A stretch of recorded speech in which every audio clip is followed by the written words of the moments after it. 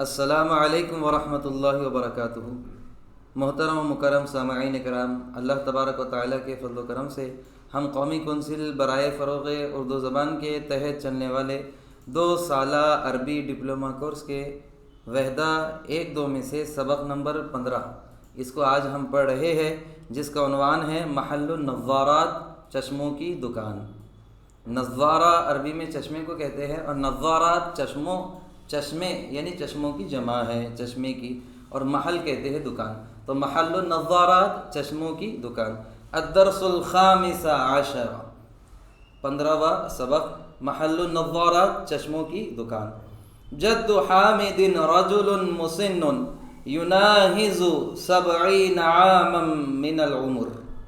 جد حامد، حامد کے دادا، رجل مسن، آدمی، رجل کے معنی آدمی ہوتے ہیں، اور ان کی صفت دی گئی ہے مسن، وہ ایک عمر رسیدہ آدمی ہے۔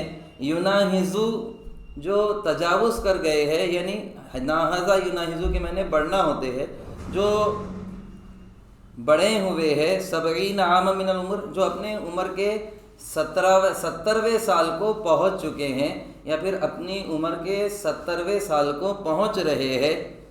عاشا حیاتاً حافلۃ بالنشاطات خالیۃ من الامراض۔ عاشا یعیشو، اس کے معنی ہوتے ہیں زندگی گزارنا، اور عائش زندگی گزارنے والا، اور عائشہ زندگی گزارنے والی۔ ام المؤمنین حضرت سیدتنا عائشہ صدیقہ رضی اللہ تعالیٰ عنہ، آپ کا نام عائشہ ہے، یعنی زندگی گزارنے والی۔ حبیب اکرم صلی اللہ علیہ وسلم کی طریقہ انور پر اور طریقہ اطہر پر اپنی حیات طیبہ گزارنے والی ذات حضرت عائشہ صدیقہ رضی اللہ تعالیٰ عنہ۔ تو عاشا حیاتاً، انہوں نے زندگی گزاری ہے، حافلۃ بالنشاطات، اور کیسی؟ چستیوں سے اور خوشیوں سے بھری ہوئی۔ نشاطات ایکٹیویٹی کو کہتے ہیں، چستی کو کہتے ہیں۔ انہوں نے چستیوں سے پرکیف زندگی گزاری ہے، خالیۃ من الامراض، جو امراض سے کیا ہے؟ خالی ہے۔ وَلَكِنَّهُ مُنْذُ سَنَةٍ وَنِصْفٍ، لیکن وہ منذ یہ پیریڈ کے لیے آتا ہے، منذ سنتن 1 سال سے، ونصفن اور آدھے سال، 1 سال اور آدھے سال دونوں کو ملیں گے تو 1.5 سال ہو جائے گا۔ وَلَكِنَّهُ مُنْذُ سَنَةٍ وَنِصْفٍ، مگر وہ 1.5 سال سے بَدَأَ يُعَانِي مِنْ قَصْرِ النَّظَرِ، بدأ یعانی، دوچار ہونے لگے ہیں، مبتلا ہونے لگے ہیں، من قصر النظر، نظر کی کمی میں، دکھنے کی کمی میں، والالم فی عینہ الیمنی، اور ان کے سیدھے آنکھ کے درد میں، اس تکلیف میں وہ مبتلا ہو چکے ہیں۔ لفظی ترجمہ پھر سنیے گا، وَلَكِنَّهُ مُنْذُ سَنَةٍ وَنِصْفٍ بَدَأَ يُعَانِي مِنْ قَصْرِ النَّظَرِ وَالْأَلَمِ فِي عَيْنِهِ الْيُمْنَى، مگر وہ 1.5 سال سے نظر کی کمی اور ان کے سیدھے آنکھ میں درد کی تکلیف سے دوچار ہے، درد کی تکلیف سے گزر رہے ہیں۔ وَلِذَلِكَ فَإِنَّهُ رَاجَعَ طَبِيبَ الْعُيُونِ الَّذِي فَحَصَ نَظَرَهُ بِالْمَجْهَرِ وَنَصَحَهُ بِمَا يَلِي۔ وَلِذَلِكَ، اور اسی لیے، فَإِنَّهُ رَاجَعَ، انہوں نے مراجعت کی، انہوں نے رجوع کیا، اور کس سے رجوع کیا؟ طبیب العیون، آنکھوں کے ڈاکٹر سے، الذی فحص نظرہ، جس نے ان کی آنکھ کو چیک کیا، ان کی نظر کو چیک کیا، بالمجہر، آلے سے، ونصحہ بما یلی، اور انہیں نصیحت کی جو آ رہی ہے۔ اور ڈاکٹر کیا کہہ رہا ہے؟ العین نعمت من نعم اللہ تعالی، کہ آنکھ اللہ کی نعمتوں میں سے ایک نعمت ہے۔ وَتَبَارَكَ اللَّهُ أَحْسَنَ الْخَالِقِينَ، اور بڑی برکت والا ہے وہ اللہ تبارک و تعالی جو بہترین خالق ہے۔ وَرِعَایَتُهَا وَاجِبَةٌ عَلَى الْإِنسَانِ يَا جَدِّي، وَرِعَایَتُهَا، اور ہا کی ضمیر یہ عین کی طرف آ رہی ہے، جا رہی ہے، اور عین آنکھوں کو کہتے ہیں۔ وَرِعَایَتُهَا، اور ان آنکھوں کی حفاظت کرنا، وَاجِبَةٌ عَلَى الْإِنسان، انسان پر واجب ہے، یا جدی، اے میرے دادا۔ فَيَجِبُ عَلَيْهِ الْاحْتِفَاظُ بِصِحَّتِهَا وَمُرَاجَعَةُ أَخِصَّاءِ الْعُيُونِ حِينًا بَعْدَ حِينٍ۔ فَيَجِبُ عَلَيْهِ، تو اس پر واجب ہے، اس پر لازم ہے، کیا لازم ہے؟ الاحتفاظ علیہا، ان آنکھوں کی حفاظت کرنا۔ احتفاظ اللہ کے معنی ہوتے ہیں حفاظت کرنا، اور ہاتھ سے مراد یہ ہاں کی ضمیر عین کی طرف جا رہی ہے۔ فَيَجِبُ عَلَيْهِ الْاحْتِفَاظُ بِصِحَّتِهَا، تو انسان پر واجب ہے کہ وہ اس کی صحت یعنی آنکھوں کی صحت کی حفاظت کرے۔ وَمُرَاجَعَةُ أَخِصَّائِي الْعُيُونِ، اور آنکھوں کے اسپیشلسٹ سے رجوع کرتا رہے، حینم بعد حین، وقفے سے۔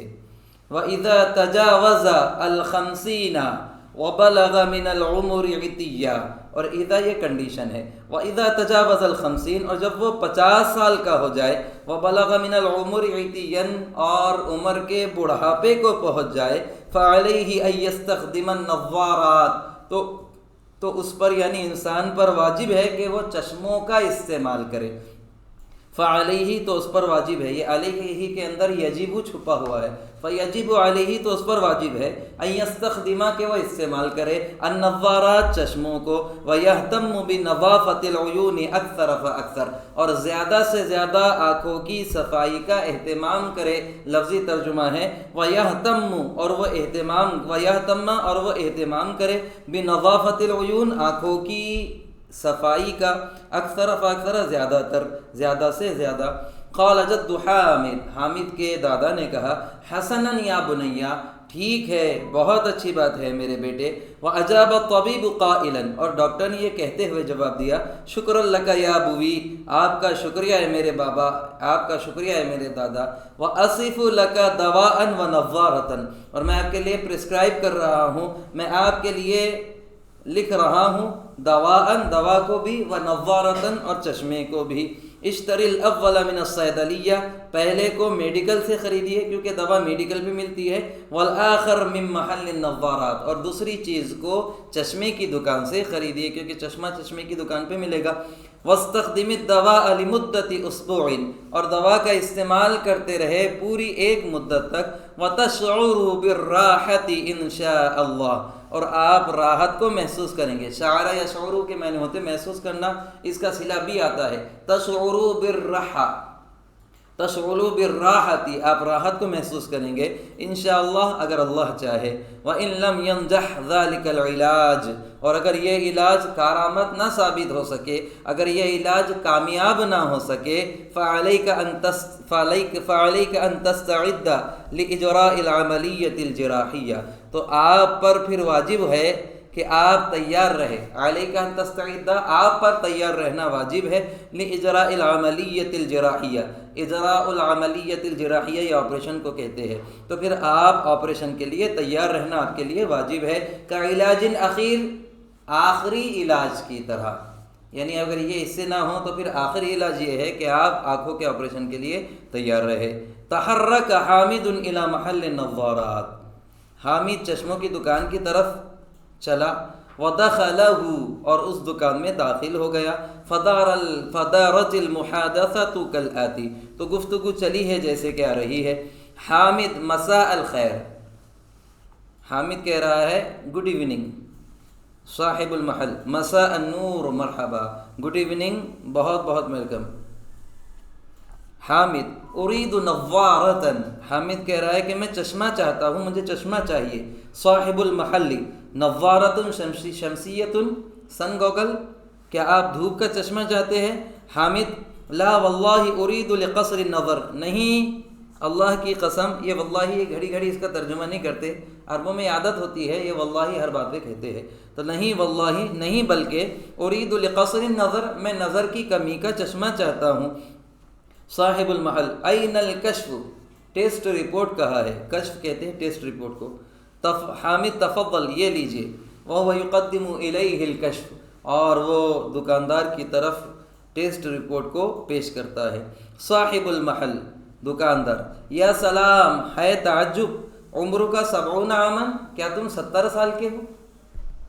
یعنی حامد نے کیا کیا، جیسے ہی اس کو ٹیسٹ رپورٹ پیش کیا تو اس میں 70 سال لکھا ہوا تھا، تو صاحب المحل کہتا ہے دکاندار، یا سلام، ہے تعجب، عمر کا 70 عاما، تم 70 سال کے ہو، تمہاری عمر 70 سال کی ہے۔